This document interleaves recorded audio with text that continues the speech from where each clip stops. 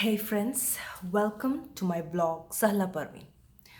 Today I'm going to talk about art of powerful communication. Most of the time we all say that I told them but they didn't understand me. There was a miscommunication. They don't understand me. I just tried to explain myself so well. Or I told that really very well. They heard me but they didn't understand me. So, why does this happen? That happens because the communication was not clear to the other person. See, if in communication there are three sides. One thing is what I think in my mind. Second part is what I speak outside, what I tell, what I try to communicate from my side. And the third part is what did you understand listening to my talk? Now, which part is important here? The important part is the third part. In communication, what you understood only matters.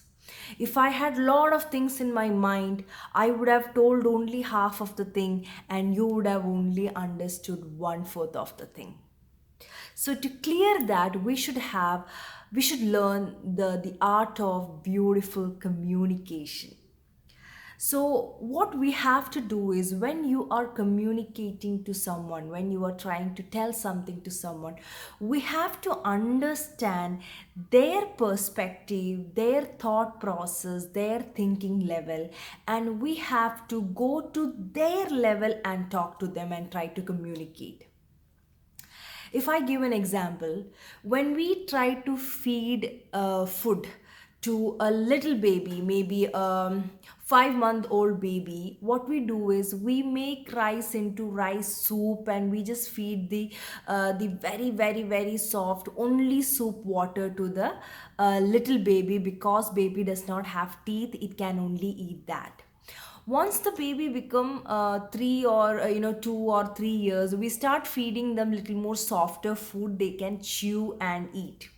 And when they grow up and become big, 5 or 6, we give the normal food.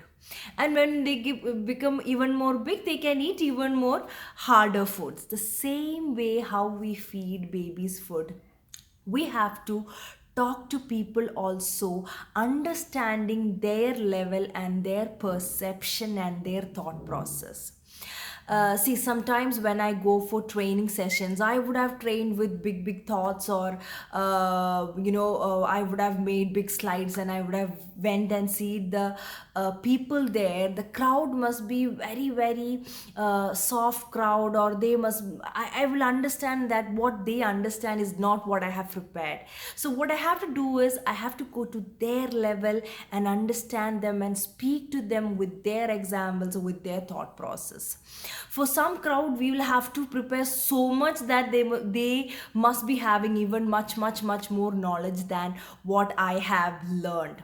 So in communication, we always have to give preference to who is in the other side of us, and we have to try to understand their perspective and talk to them, and always try to use the words like we can do it rather than you should do it, I have done it, why don't you do it. Don't make a gap, just stay together and communicate. And there the miscommunication goes. Communication does not mean you just go and straightforward speak something and just think the other person have understood it. When there is communication gap in relationships or friendships or people, what you have to do is when you speak something, ask the other person, did they understood? Ask the other person, what did they understand? That's how you correct your communication style. Like, I speak this and you just repeat to me, what did I tell to you right now? And when you say only, I realize that what I told and what you understood is entirely different. So when you start practicing this and when you start communicating in this way, your communication skill will become much better. You will understand the perception of the other person and you can actually actually communicate the real message what you wanted to communicate. Thank you so much, and have beautiful relationships and beautiful communication.